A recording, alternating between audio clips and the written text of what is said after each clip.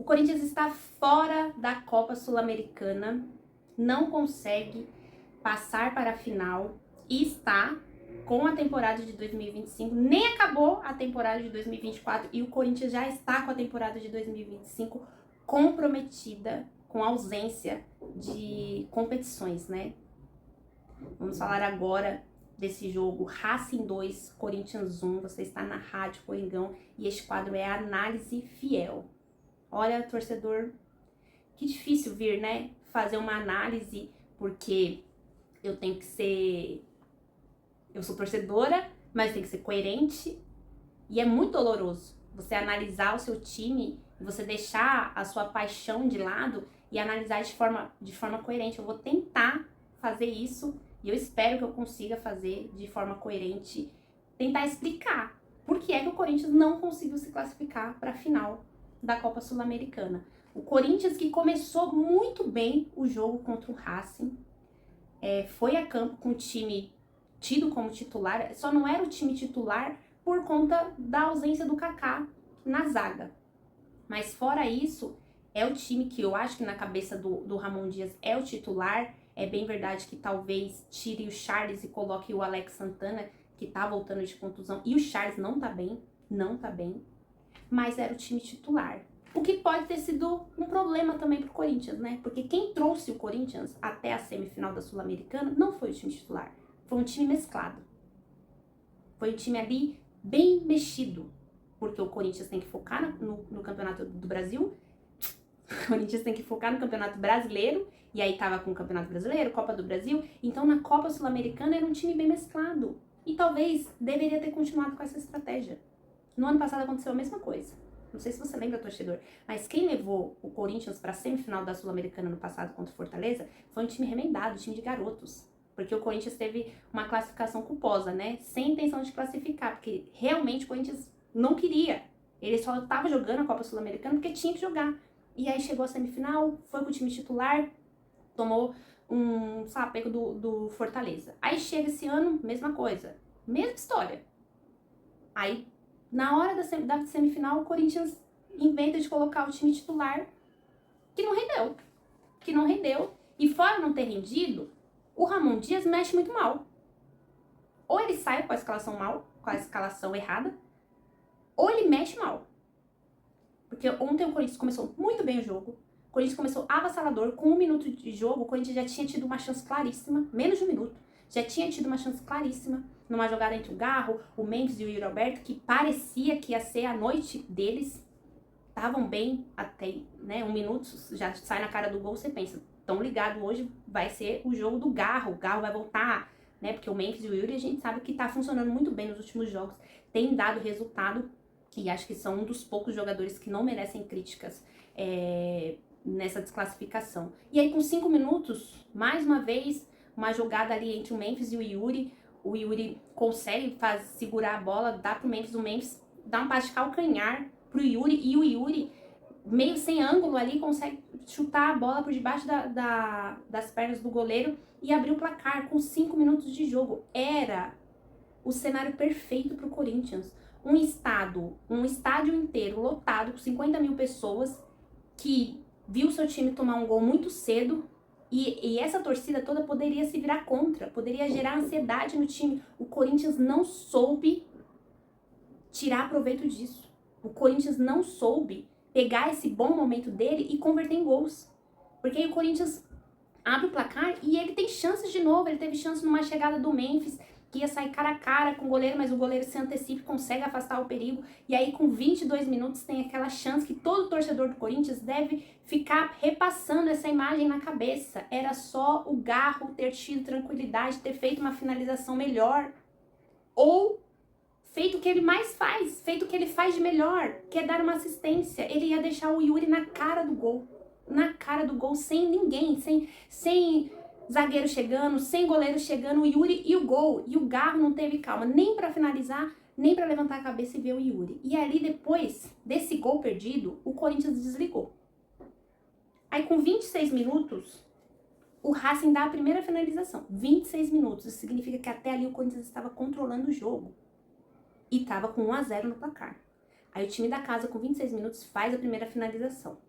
Aí, opa, a torcida começa a acordar, começa a tentar cantar de novo. Com 32 minutos, o José Martínez faz um pênalti muito infantil. É verdade, ele tava caindo. Como que o cara cai se ele não colocar o braço? Ah, mas o braço tinha que estar mais perto do corpo, o braço dele tava mais aberto. Qualquer carrinho dentro da área, gente, é muito perigoso. O jogador sabe disso. Ele sabe que ele tem que tomar muito cuidado com os braços, porque dentro da área, se a bola bate no braço, na mão dele, 99% das vezes vai ser pênalti. E aí o juiz deu pênalti o Quinteiro, que foi o jogador pra mim o melhor, né? Se no jogo de ida foi o lateral, ontem foi o Quinteiro, bateu bem batido o pênalti, 1-1. E aí a torcida, né, volta pro jogo, tenta incentivar o time, só que ainda assim, a gente tá falando de 1-1, com 32 minutos do primeiro tempo, de um jogo que o Corinthians até então tinha controlado. Não tinha porque o Corinthians apagar. Eu não sei o que explica esse apagão dos jogadores. E é aí que eu tenho ressalvas quando todo mundo fala que 100% da culpa é do Ramon Dias, porque o Ramon Dias não entra em campo. E até este momento, ele saiu com a escalação ok, a quem acho que ele deveria ter colocado o Coronado também no jogo e não saído com 3 volantes, mas a gente sabe que o Corinthians, ele tem muitos problemas defensivos, que a defesa do Corinthians fica melhor ou contar com 3 zagueiros ou contar com 3 volantes, porque senão é um Deus nos acuda. E tava funcionando. Tava funcionando, com exceção do Charles, que pra mim não tava jogando bem. Aliás, aí depois que apagou, todo mundo ficou muito abaixo, né? Menos o Memphis e o Yuri. E o Hugo. Mas antes do apagão, eu acho que só o Charles estava destoando de não estar conseguindo dominar a bola, de não estar conseguindo dar sequência em jogadas. E aí, 32 minutos, o Racing empata, volta pro jogo, torcida inflama e o Corinthians apaga. E o segundo gol do Racing é uma bizarrice sem tamanho. Por quê? A bola estava no ataque do Corinthians. O Corinthians estava atacando. Aí o jogador do Racing dá um chutão.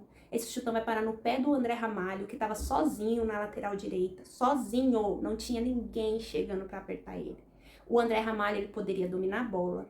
Poderia mandar de novo a bola para o ataque do Corinthians e aí deixar o time recompor. Ele poderia virar e jogar com o goleiro, porque não tinha perigo nenhum em volta dele. E ele resolve dar uma pichotada, dar um chutão pra lateral. Aí o Gandula faz uma reposição de não essa bola que o André Ramalho chutou, era outra bola que tava ali bem do ladinho já, porque a gente teve um momento que ficou com 2 bolas em campo, e essa bola ficou lá fora do campo, mas muito perto. O Gandula, bem esperto, pega essa bola, joga na mão do jogador do Racing. Se fosse aqui no Brasil, pode ser que não valeria, porque ele tem que colocar a bola no chão, não pode dar a bola na mão do jogador, mas lá pode. Cobrança rápida, todo mundo Félix Torres e o André Ramalho se embanana, acho que foi o Bidu, não consegue chegar a tempo a ponto de tirar a bola, 2-2, numa jogada de lateral, que nem precisava ter existido esse lateral. Você espera num jogador como o André Ramalho, num jogo como ontem, que ele tenha clareza, que ele tenha calma, que ele coloque a bola no chão e acalme o time, não que ele seja espalhafatoso e dê um chutão, porque esse chutão é quando você não tem o que fazer com a bola, é quando você tá em perigo. Ele não estava em perigo. Então, claro, a gente vai falar do gol perdido do Garro, que a gente vai lembrar por muitos e muitos tempos dessa jogada do Garro, a gente vai lembrar por muito tempo dessa jogada do André Ramalho. Não dá para jogadores como eles, experientes como eles, fazerem o que eles fizeram. E aí começa o show do Ramon Dias, né? Aí o Corinthians vai pro intervalo com 1-1, até teve uma chance no primeiro tempo ainda de empatar o jogo, não consegue empatar, vai pro intervalo com 1-1, e o Ramon Dias começa a fazer as loucuras dele, que ninguém entende, que só na cabeça do Ramon Dias funciona. E ele ainda tem a cara de pau de ir pra entrevista coletiva e falar que queria um time ofensivo, que continua na cabeça dele a história de que ter 4 atacantes em campo significa ter um time ofensivo. Ele é macaco velho. Não é possível que ele acredite nisso que ele fala. Acho que nem ele acredita nisso que ele fala. O Corinthians volta do intervalo. Quem tava mal no jogo? Quem é que tava mais destoando? O Charles. O que o Ramon Dias faz? Tira o Carrilho. E deixa o Charles em campo. Aí coloca o Alex Santana. O problema não é o Alex Santana entrar. O problema é o Alex Santana entrar no lugar do Carrilho e não no lugar do Charles. Isso no intervalo. Com 13 minutos de jogo, aí ele fala, bom, o Charles não tá num bom dia hoje, vou tirar. Tira o Charles e coloca o Bidon. Aí ele tem a brilhante ideia de tirar o Garro com 13 minutos. Ah, o Garro não estava fazendo um espetáculo de jogo, perdeu o gol, de repente sentiu mais ainda ter perdido aquele gol, mas é o Garro, é o jogador de qualidade, é o jogador que pode tirar um coelho da cartola, é o jogador que pode achar um passe onde ninguém acha, é um jogador que pode bater de fora da área, que tem muita qualidade. O Ramon Dias acha que tem que tirar ele. E tá tudo bem tirar o Garro, porque eu falei semana passada que podia tirar o Garro, só que onde está o problema? Ele tira o Garro e coloca um Thales. O Thales, no lugar do Garro. O Corinthians fica com 3 atacantes, um meio de campo inoperante.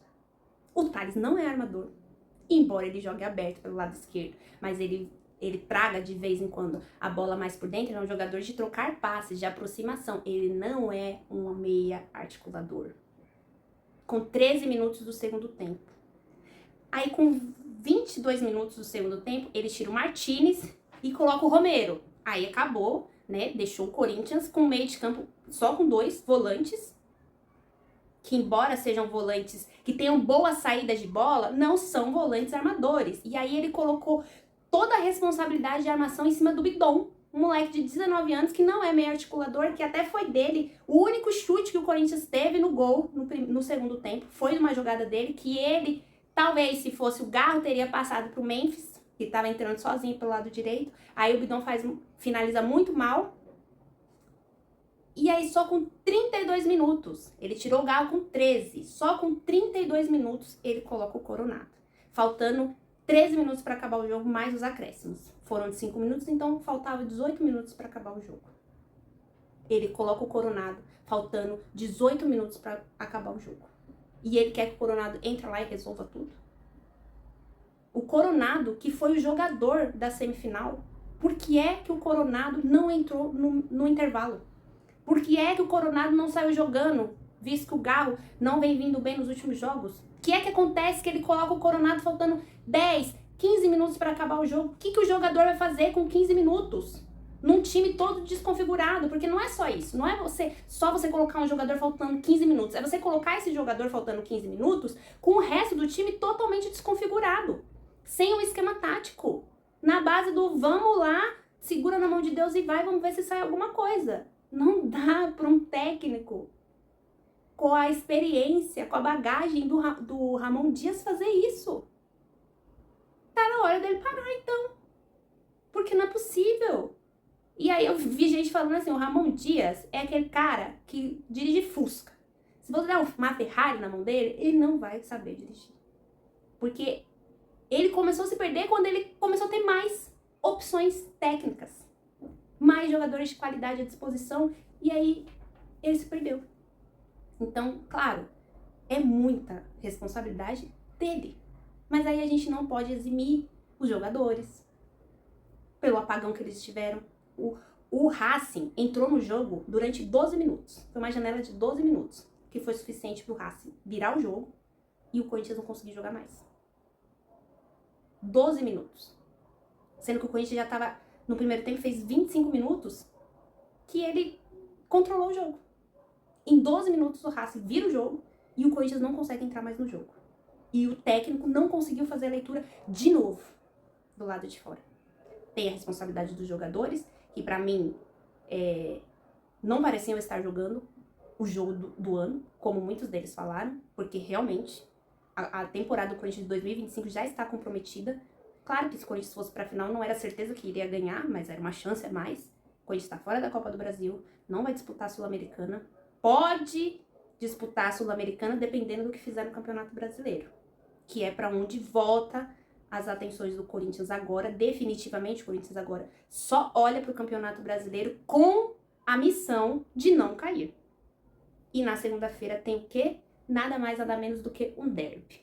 E um derby é aquela coisa, né, gente? Ou você afunda de vez ou você renasce. Então eu espero que o Corinthians use esse derby para renascer.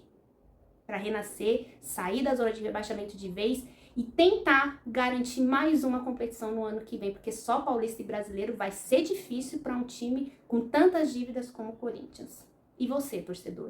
O que você achou desse jogo? Como que tá o seu sentimento em relação a mais um ano frustrante do Corinthians? Mais um ano frustrante do Corinthians. A gente espera que o Corinthians consiga fazer um plano de reestruturação, porque o problema do Corinthians vai além de jogadores que desligam, de um técnico que faz más escolhas em trocas. O problema do Corinthians é muito mais profundo e eu espero que essa diretoria esteja planejando 2025 bastante com os pés no chão e tendo ciência de que é preciso comprometimento, de que é preciso convicção para tirar o Corinthians dessa situação.